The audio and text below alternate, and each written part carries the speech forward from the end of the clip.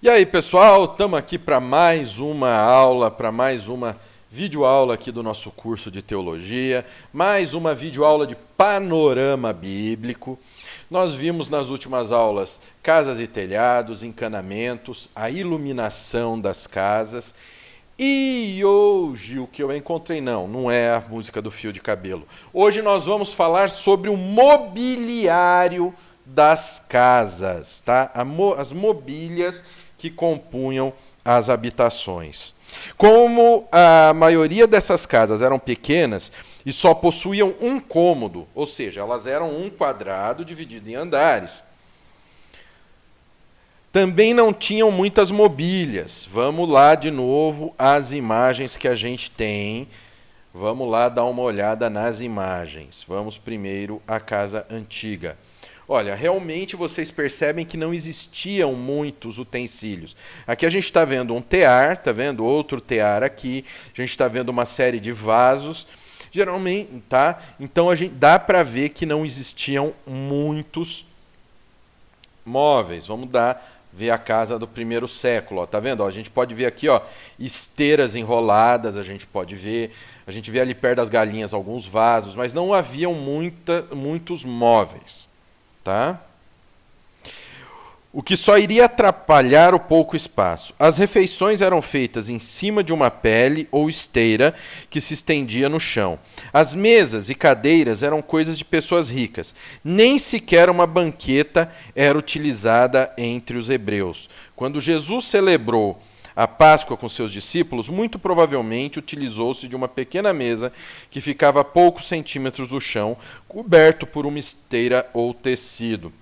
Lembrando que eles devem ter comido a ceia deitado de lado. Sabe quando a gente deita conversando com alguém virado de lado, apoiado no braço? Então, eles se colocaram em volta da mesa assim. A possibilidade de ter usado mesa e cadeira vai de acordo com o nível do local em que a ceia foi celebrada. Alguns dos seguidores de Jesus eram pessoas ricas. Desculpem.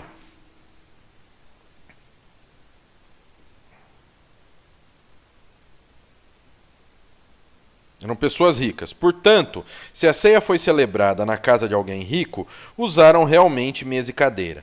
O que não está de acordo com a realidade do quadro de Leonardo da Vinci foi o fato de terem usado um lado somente da mesa. Normalmente, as pessoas faziam suas refeições sentados em cima das esteiras, ou como os orientais, ou deitados de lado apoiados ao cotovelo. Essa é a forma mais correta da ceia ter acontecido. Então você tinha em volta uma pele, se houve mesa ali, era mais um tabladinho, era mais uma bandeja onde a comida estava, eles ficavam deitados em volta, entendeu? Apoiados no cotovelo.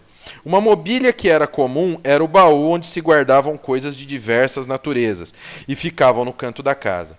Famílias mais ricas possuíam camas e armários. No Salmo 110:1, quando se lê: "Colocaria os teus inimigos por escabelo dos teus pés", poucos sabem que escabelo é um pequeno baú cuja tampa é forrada para servir de assento.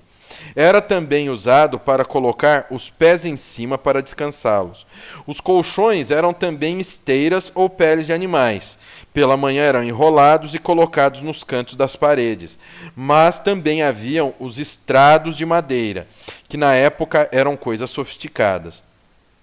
Não havia cobertores, pois as pessoas dormiam com a mesma roupa que usavam o dia todo. Minha mãe ficaria horrorizada com isso.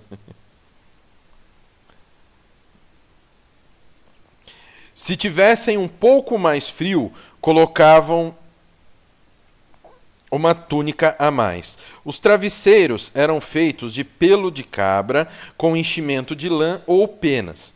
Haviam também os tapetes, que era coisa de casas mais ricas, assim como divãs. Os vasilhames eram tigelas ou jarras, como dá para ver aí na imagem, né? Geralmente de barro, colocadas em rentes prateleiras, onde se guardava de tudo, desde substâncias medicinais, azeites, água, e outros.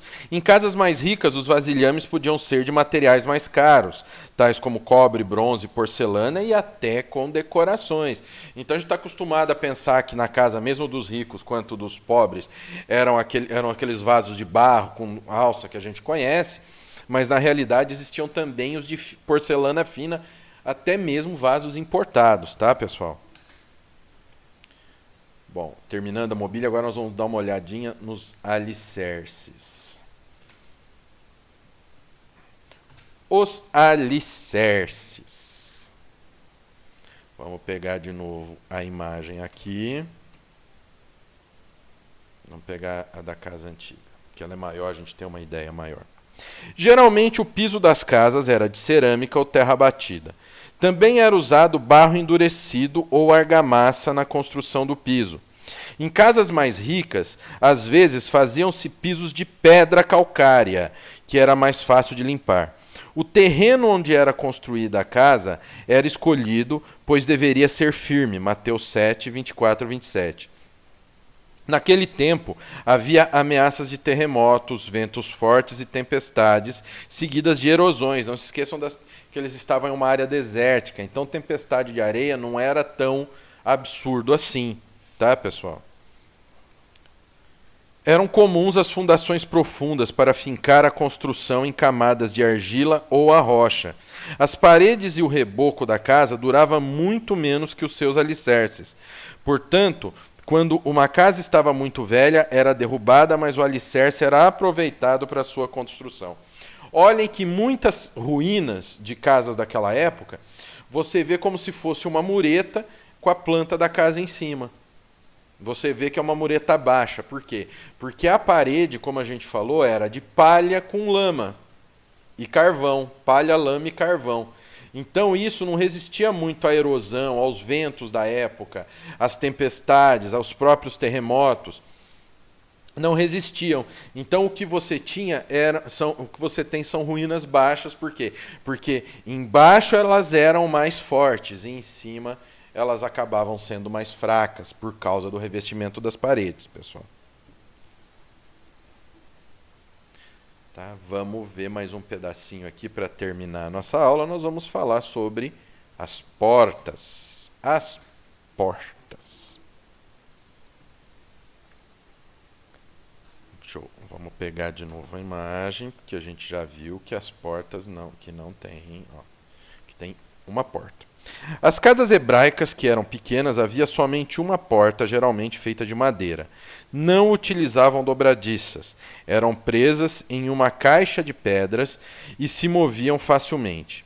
E apesar de serem pequenas e estreitas, a sua soleira era sagrada e construída com muito cuidado.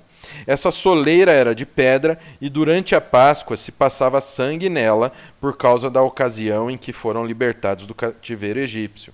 As regiões naturais delas, nas regiões rurais, elas ficavam sempre abertas, mas na cidade onde havia constantes perigos de furto, possivelmente ela deveria permanecer fechada. Na ombreira da porta ficava fixado o mezuzá, que era um tubo de metal com uma caixinha que tinha um pergaminho contendo o texto de Deuteronômio 6, 4 a 9. Esse trecho bíblico era chamado de Shema ou Credo, ou mezuzá. É usado até hoje pelos judeus, isso não é coisa de cristão. Tem igreja aí com essa história de vender mezuzá em troco de grana, mas isso é só golpe para tirar dinheiro do povo. O mezuzá tinha um orifício, pois quando o Shema era colocado dentro dele, era dobrado de um tal modo que o termo Todo-Poderoso ficasse à vista através desse orifício. O propósito do mezuzá era identificar a fé dos moradores daquela casa e proteger a casa também. Quando se saía ou entrava em casa, era normal beijar os dedos e tocar no mezuzá. Haviam fechaduras e chaves que eram imensas. As pessoas costumavam carregá-las penduradas no pescoço. Também se trancava a porta com uma viga de madeira atravessada por dentro. Bom, próxima aula nós veremos o quê? As janelas e as paredes.